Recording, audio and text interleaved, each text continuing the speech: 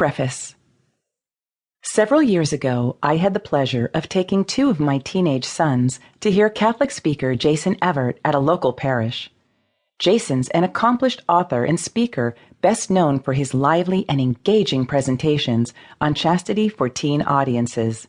This particular evening, however, his talk was titled, "What's So Great About Being Catholic?" For the next hour or so, in his animated and humorous style, Jason named plenty of terrific reasons for being Catholic. He talked about the sacraments, the Pope, the universality of the Church. But it was when he began to touch upon the mystical side of the faith that I noticed the greatest reaction from his teenage audience. As he tantalized them with stories of consecrated hosts that have actually bled during Mass, dead bodies that have never rotted, and saints that could fly, the audience was drawn in immediately. The more he talked, the more they listened. I watched as they leaned further and further on the edges of their seats.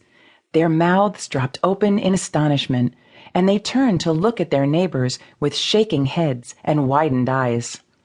I knew exactly how these young people were feeling that night.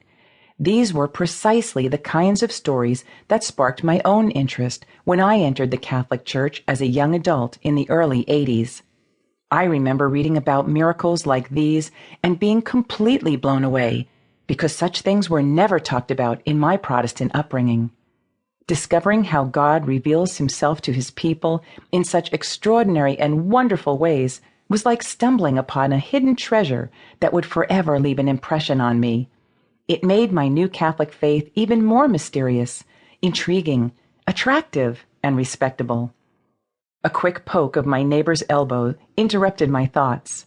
It was a good friend I had invited to hear Jason speak. "Elizabeth," she whispered insistently in my ear, "I've been a Catholic all my life. Why have I never heard these things before?" I didn't have an answer for my friend that night, but her question would rattle around my brain long after. That evening, a seed was planted. It had become clear to me that there was a real need and a ready audience, young and not so young, Catholic and even non-Catholic, to hear once again the stories of our mystical faith that in recent decades have stopped being told.